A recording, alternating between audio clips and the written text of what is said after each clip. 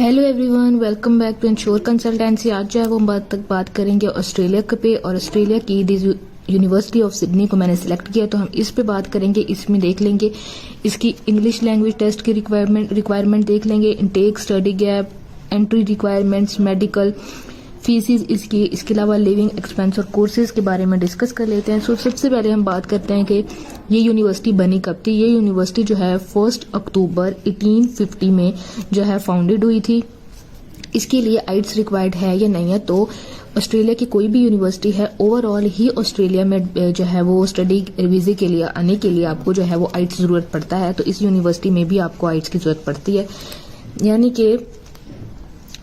कि आपका जो अगर आप आइट्स दे रहे हैं तो आपके 6.5 बैंड जो है वो आइट्स के होने चाहिए, नो लेस देन 6 से कम नहीं होने चाहिए, मिनिमम आपके 6 मार्क्स होने चाहिए। इनटेक्स इसके ये है कि आपके 2 मेन इनटेक्स हैं, सितंबर इनटेक और फरवरी इनटेक। स्टडी गैप भी आपका यहाँ पे एक्सेप्टेड होता है, लेकिन वही बात है विद एक्सपीरियंस लेटर और एनी वैलिड रीजन, यानी कि आप उस गैप में जो है वो फ्री नहीं रहे हैं, कुछ ना कुछ करते रहे हैं।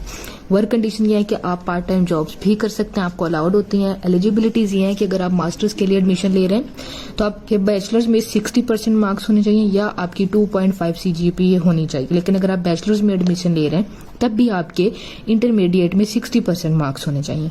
साथ ही यहाँ पे देख लेते हैं मेडिकल भी यहाँ पे रिक्वायर्ड होता है, आपका TB टेस्ट जो है वो चेक किया जाता है। इसके अलावा डॉक्यूमेंट्स यहाँ पे कौन कौन से रिक्वायर्ड होते हैं, तो इसमें एजुकेशनल डॉक्यूमेंट्स रिक्वायर्ड होते हैं, यानी कि जो जिसमें आ जाता है CI आ जाता है, अपडेटेड CV आ जाती है। एजुकेशनल डॉक्यूमेंट्स में आपकी आ जाती हैं transcript and degrees of intermediate and bachelors, जो कि अटेस्टेड होने चाहिए फ्रॉम IBCC, HEC से एंड मोफा से। इसके अलावा मेडिकल आपका रिक्वायर्ड होता है, एक्सपीरियंस लेटर रिक्वायर्ड होता है, इंग्लिश प्रोफिशिएंसी टेस्ट रिक्वायर्ड होता है, पासपोर्ट कॉपी और पासपोर्ट साइज फोटोग्राफ जो है वो रिक्वायर्ड होती हैं। ये सब आपके डॉक्यूमेंट्स में इंक्लूड होता है। इन डॉक्यूमेंट्स के साथ जो है वो आप यहाँ एडमिशन ले सकते हैं।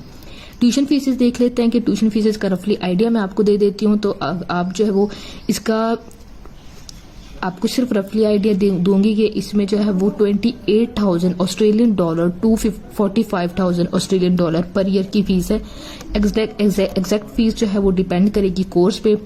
अंडर ग्रेजुएट्स के लिए आप बात करें तो 12,000 to 54,000 Australian dollar per year की फीस होती है। पोस्ट ग्रेजुएट की बात करें तो 30,000 Australian dollar to 45,000 Australian dollar per year आपकी फीस बनती है। ये आपका रफली आइडिया आपको दिया है। आप जो इसके एग्जैक्ट फीसेस हैं वो आप इसके वेबसाइट पर, इस यूनिवर्सिटी की वेबसाइट पर देख सकते हैं।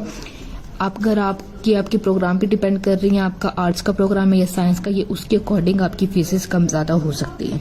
लिविंग एक्सपेंस ये है कि अगर आपका जो है वो पर वीक जो है 1 वीक का 350 to 750 ऑस्ट्रेलियन डॉलर लगते हैं। Approximately 1,400 to 3,000 Australian dollar per month आपका लग सकता है। कोर्सेज देख लेते हैं कि कौन कौन से कोर्सेज करवाए जाते हैं। Commerce, bachelors of science, bachelors of commerce, bachelors of arts, bachelors of psychology, bachelors of law, bachelors of music, bachelors of economics, bachelors of pharmacy and management, bachelor of agriculture science. इसके अलावा bachelors of engineering, bachelors of project management, bachelors of education, bachelor of environment. इसके अलावा masters के देख लेते हैं programmes. तो masters में है masters of education, masters of philosophy, masters of biomedical science, master of music studies, master of business administration. इसके अलावा जो है masters of criminology, masters of pharmacy practical. इसके अलावा डिप्लोमास भी कराए जाते हैं, जिस तरह के diploma in logistics and supply chain management.